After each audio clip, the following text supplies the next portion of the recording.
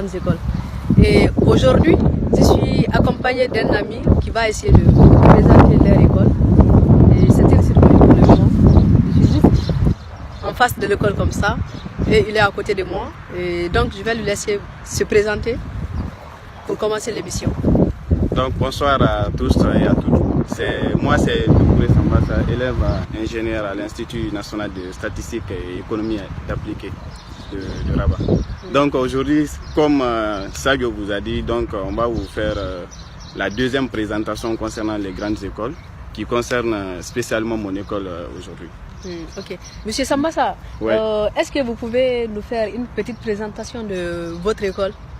Voilà, donc si on prend l'école en général, l'Institut national de statistique et économie appliquée, c'est une école de statistique en général parce que quand on prend en Afrique, il n'y a pas, en Afrique de l'Ouest spécialement, il n'y a que deux écoles de statistique. L'école qui se trouve à Dakar, à Abidjan, et ensuite aussi au niveau de l'Afrique centrale, on a l'école de statistique de Yaoundé. Voilà. Donc en général, c'est la seule école au Maroc qui forme des ingénieurs dans les grandes écoles en statistique, économie appliquée, actuariat, finance, c'est la filière phare. Et en plus, statistique, démographie, je pense que c'est la seule école aussi où il y a cette filière. Et enfin, il y a l'informatique aussi. Mais la première surprise d'abord qu'on va vous faire... Tu as oublié une filière. Ouais. Recherche opérationnelle. Recherche opérationnelle et aide à la décision. Okay. Oui, exactement, c'est cinq filières. C'est la cinquième filière, recherche opérationnelle et aide à la décision. Oui. Ensuite, la première surprise, comme je disais là, il y aura une nouvelle filière ici cette année. C'est intéressant ça. C'est la filière de data science. Donc tout ce qui est lié à la gestion des données. Maintenant, c'est la filière qui regroupe trois branches à la fois. Les mathématiques appliquées en même temps, la statistique spécialement et l'informatique en même temps. C'est intéressant. Donc, ça. En quelque sorte, c'est la présentation des filières et de l'école en même temps. Ah ouais. Et maintenant, est-ce que vous pouvez nous parler un peu de comment se passent les cours ici ou bien par rapport au concours par exemple? Voilà. Au concours parallèle. Voilà, comme c'est l'objectif de la vidéo déjà, donc pour vous présenter comment le concours de l'INSEA, l'accès à l'INSEA se passe. Donc la première étape, pour pouvoir accéder à l'INSEA, généralement l'INSEA c'est réservé pour les étudiants qui viennent de l'école préparatoire, donc qui font le CNC. Mais ceux qui sont à la fac, vous avez exactement un quota. Donc chaque année, l'INSEA organise des concours parallèles à partir du mois de juin. Donc vous allez faire des inscriptions. Généralement, je vais présenter pour les étrangers, mais en quelque sorte, c'est le même truc. Voilà, pour les étrangers, comment ça se passe? Donc pour les étrangers, quand l'INSEA va lancer les concours, et lorsque tu remplis toutes les conditions, conditions d'abord, la première condition d'abord. Je voulais même vous poser cette question-là. Quelles sont les conditions d'accès d'abord pour pouvoir se présenter d'abord au concours? Pour pouvoir se présenter, il faut fréquenter d'abord une FST,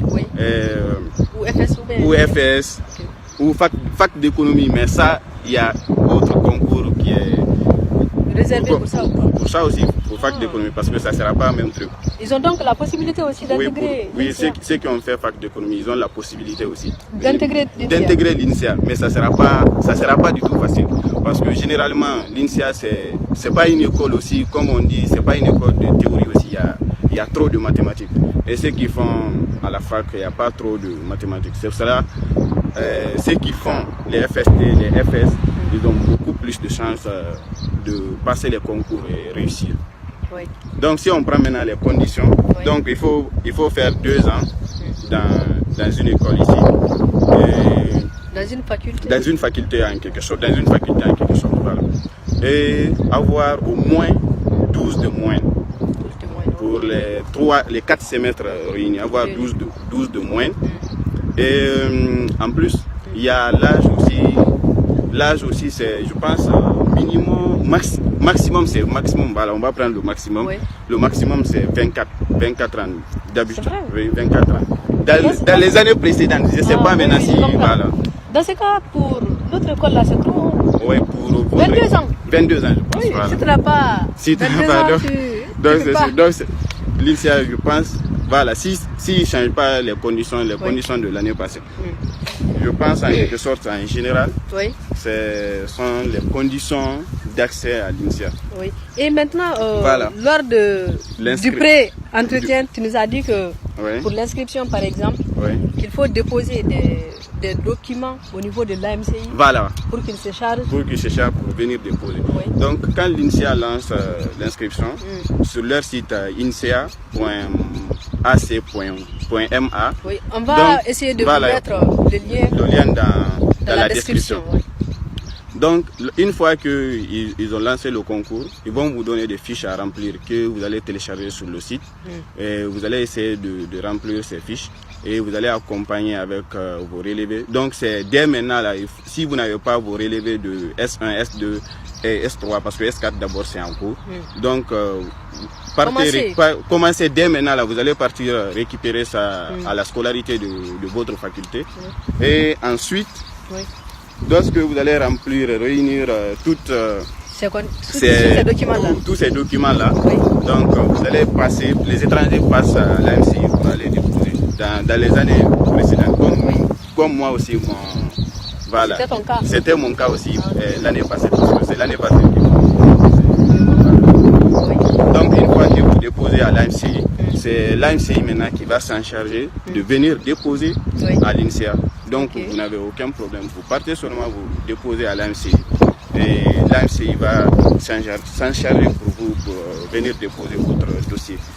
Et je pense que c'est tout pour l'inscription, voilà, par rapport à l'inscription. Et Monsieur Samba, je sais qu'il y a beaucoup de, je parle des bleus, parce qu'il y a certains qui vont se sentir vexés déjà, mais il y a beaucoup de nouveaux qui aimeraient aussi avoir ce concours, être parmi les admis. Et donc, est-ce que vous pouvez nous citer, par exemple, les différents modules qui sont vraiment, qui doivent préparer pour passer le concours? Voilà, comme j'ai déjà dit, c'est pas une école de théorie, c'est une école de statistique. Et qui parle de statistique, c'est mathématiques, ça c'est clair. Donc il faut aimer les mathématiques déjà si tu veux venir vraiment à l'INSEA. Donc ça c'est clair. Donc c'est cela l'INSEA, par rapport aux autres écoles, donc c'est la seule école qui fait seulement que deux matières, mathématiques et français. C'est vrai? Bon, c'est fini, mais mathématiques aussi, on va. C'est divisé au fait. C'est divisé au fait. Voilà. Parce que là, je disais que c'était deux. Mais je sais que c'est pas facile, les maths. C'est pas facile.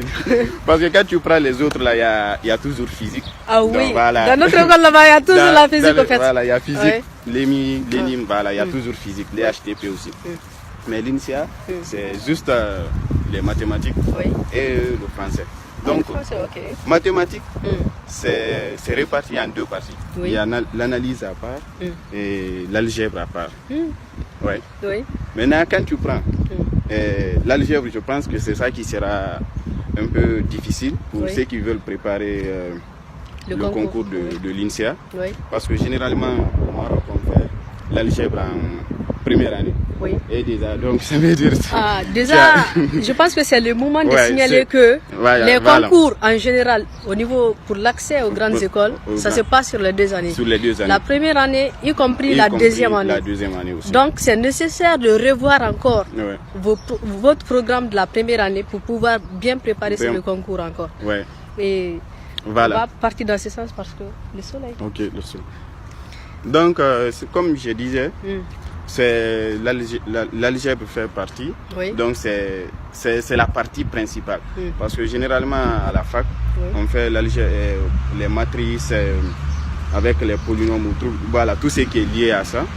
Mais il y a une partie de l'algèbre, généralement il y a d'autres facs qui le font, mais d'autres aussi n'arrivent pas à faire compte tenu du temps. C'est les formes quadratiques, l'algèbre linéaire, bilinéaire ou trucs comme ça. Donc c'est la partie qui si je dois dire à quelqu'un qui veut préparer le concours, de préparer cette partie très bien. Parce que tout le concours de l'INSEA, si tu fais l'algèbre, ça veut dire c'est français. Je pense que vous n'avez pas de lacunes là-bas. Là-bas, il n'y a pas de soucis. Si tu réussis à l'algèbre, donc ça veut dire ça c'est un début d'abord. Le reste là, il y a un peu plus d'espoir pour toi. Voilà. Donc tout ce qui est matrice, surtout la dérivée matricielle, je sais que vous ne faites pas ça à la fac. Mais comme monsieur Google déjà est là, voilà. Et donc, aussi, il faut revoir les anciens sujets. Voilà, les anciens sujets, je vais en venir sur ça. Oui. Ça, voilà, ça c'était algèbre. Maintenant, l'analyse, ça c'est tout quoi. Ce que vous avez fait en S1, les suites, le développement limité, intégral. On t'a une bonne mémoire pour retenir tout ça. Je ne retiens pas tout. Donc, là, c'est un savant mathématicien qui est là, quoi. Non, pas du tout. Donc, oui. Donc tout ça, là, ça fait partie. Oui. Voilà, tu dois préparer. Et en plus, ils ont la mémoire fraîche déjà.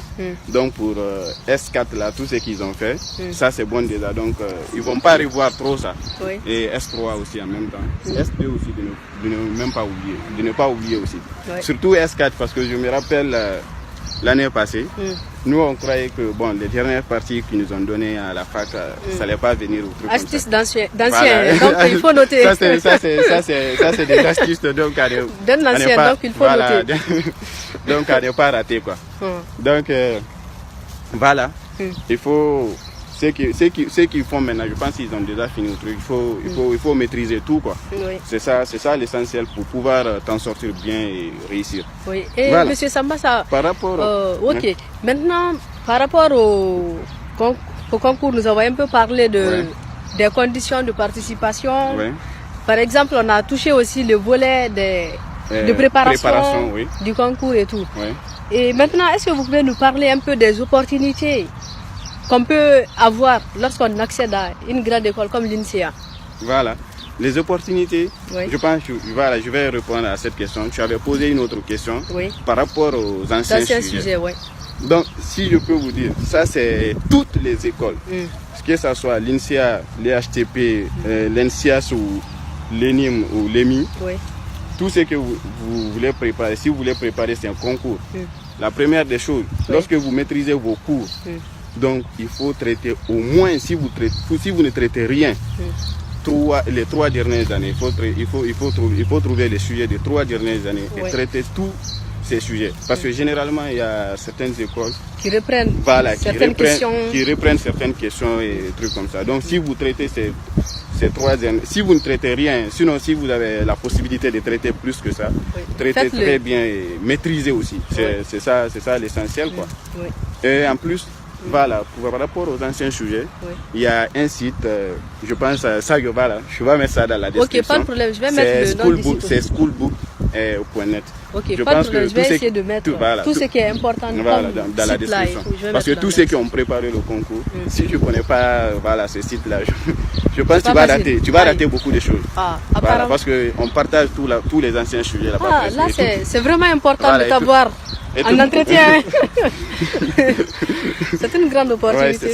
C'est une grande opportunité. Il y a tout ce que vous voulez, toutes les informations, c'est disponible sur ce site. Tout ce qui est préparation des concours, les anciens sujets de n'importe quelle école, c'est là-bas. Voilà, maintenant. Les opportunités maintenant. Voilà, si vous voulez faire le concours de l'INSEA, vous avez le choix par rapport au choix des filières, les 5 filières qui existent. Vous allez faire bien sûr vos choix en déposant vos dossiers par ordre de préférence. Maintenant, lorsque vous déposez par vos choix par ordre de préférence. Donc le concours est commun? Oui, le concours est commun pour toutes les filières. Ah, ok. Voilà. Donc lorsque vous déposez ça, donc vous allez passer le concours. Maintenant, le concours le résultat maintenant pour que vous obtenez votre premier choix. Premier choix, oui. Maintenant, il faut que vous soyez bien classé. Parce que si tu n'es pas bien classé, c'est lui qui a été premier. Il est plus avantageux que toi. Il est bien classé et il a choisi par exemple actuariat finance. Et c'est ça que toi tu voulais faire. Oui. Donc ça veut dire il aura cette filière. Oui. Et généralement, voilà, les étrangers ont leurs résultats à part et les Marocains aussi ont leurs résultats à part. Voilà, c'est pas la même chose que les autres écoles. Ok. Donc chaque filière, au maximum, on prend 3 personnes par mais filière. c'est 2 généralement par filière. Ok. Deux généralement personnes, voilà, par filière. Mais toujours, même si vous n'avez pas votre filière, il y a d'autres possibilités, il y a d'autres... La mobilité interne. Voilà, la mobilité interne. Oui. Parce qu'en première année, pratiquement que tu fais économie appliquée, recherche opérationnelle, l'informatique, il y a beaucoup de troncs communs. Il y a un peu de troncs communs entre Pratiquement, c'est les mêmes modules que vous faites en première année. À part l'informatique, il y a un peu plus de modules. Sinon, les autres là, c'est le même truc. Donc, vous pouvez changer la filière en deuxième année. En fonction de votre classement. Voilà, ça aussi, c'est en fonction de votre classement. Maintenant, l'autre chose aussi à ajouter concernant les opportunités de changement ou de mobilité, donc c'est la mobilité à l'international. Oui, la double diplomation. La double diplomation. Oui. Donc si vous voulez partir en France, au Canada, et en plus aussi, là-bas aussi c'est dans les grandes écoles. Et ces écoles-là aussi, on sait que pour obtenir même ces écoles, si vous voulez faire l'inscription sur Campus France, ça ne sera pas du tout facile. Ou bien vous voulez passer, c'est pas du tout facile. Donc c'est une opportunité. C'est une opportunité aussi pour vous. Oui. Par exemple, si on prend la France, il y a l'EREA. Je pense que c'est l'une des meilleures écoles françaises en actuariat. Donc ça sera très bon. Ça sera très bon si vous avez la mobilité en deuxième année.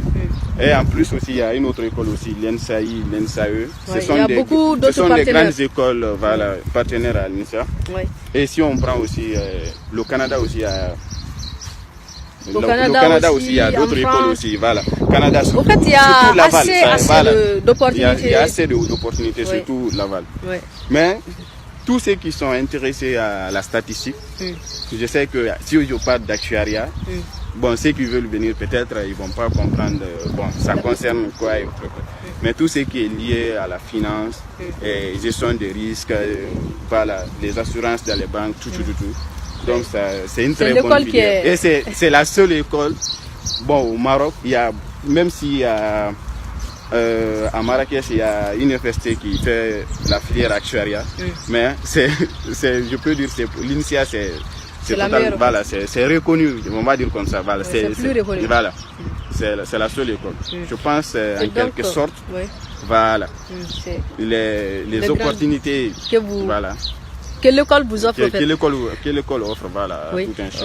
Ok, pour ne pas faire une très très longue vidéo, et aussi il y a quelque chose que j'aimerais bien éclaircir parce que je sais qu'il y a beaucoup de nos compatriotes, surtout ces dernières années, qui sont dans les facultés d'économie.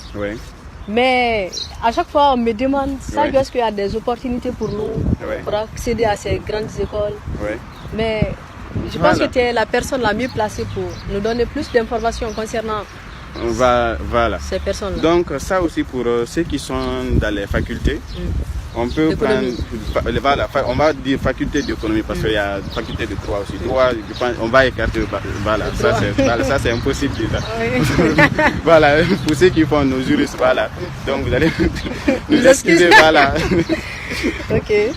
Donc pour fac d'économie, il y a un concours là-bas. Non, ça va aller. Pour ceux qui font la fac d'économie, il y aura une opportunité de passer concours pour la deuxième année. C'est vrai? Oui. Mais j'ai pas compris en fait. au lieu d'accéder à la première année, tu vas accéder directement à la deuxième année. Comment ça? Mais comment ça? Bon, c'est des filières parce que je sais, j'ai des amis aussi à la fac. Oui. Bon, ils font concours sur des modules, presque que les gens ne font pas là-bas. Mais ça, c'est pas pour les gens qui ont fait 2 ans. Donc, il faut avoir ta licence d'abord, quoi.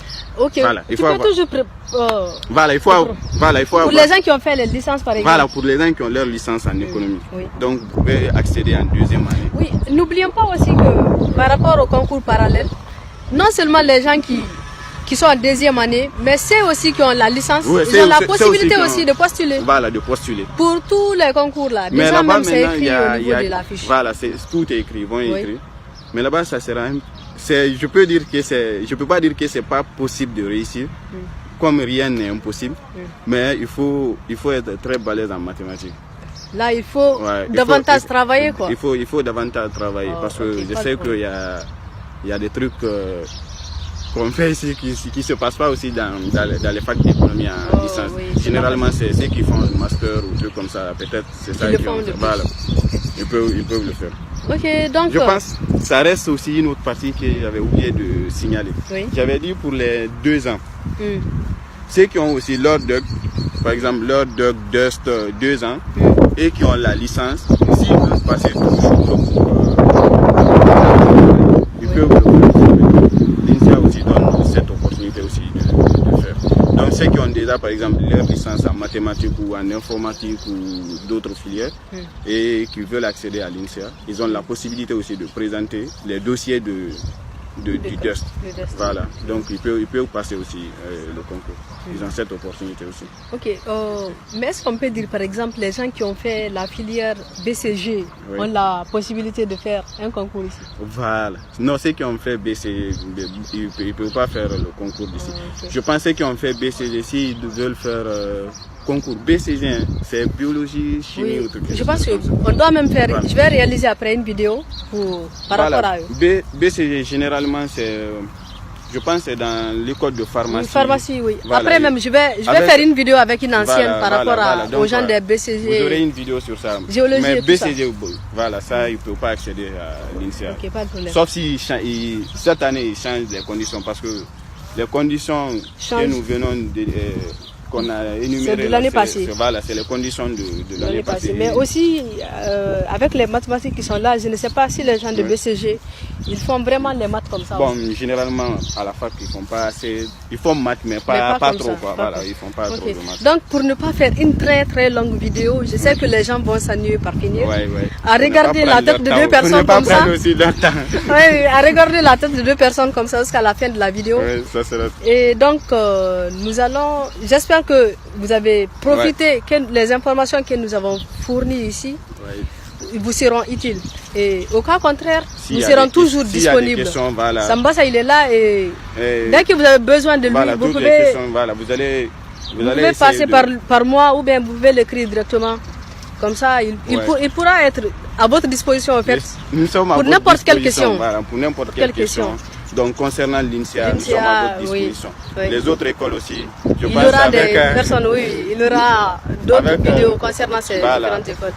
Et donc, on vous souhaite bonne chance et surtout, osez et tenter. Celui comme je l'ai dit l'autre fois, celui qui ne risque rien n'a rien. Celui qui ne tente rien, tu ne peux pas dire que tu vas gagner. Il faut toujours tenter. C'est ça l'essentiel. Parce que je pense qu'on n'a pas parlé des avantages qui sont... dans les grandes écoles. C'est vraiment beaucoup parce que l'autre fois avec Maka, on avait parlé déjà dans la vidéo précédente. Donc je pense que c'est pour pas ne pas revenir sur la même chose. Sur ça, quoi. Et donc on vous remercie et bonne chance à vous. Nous restons à votre disposition.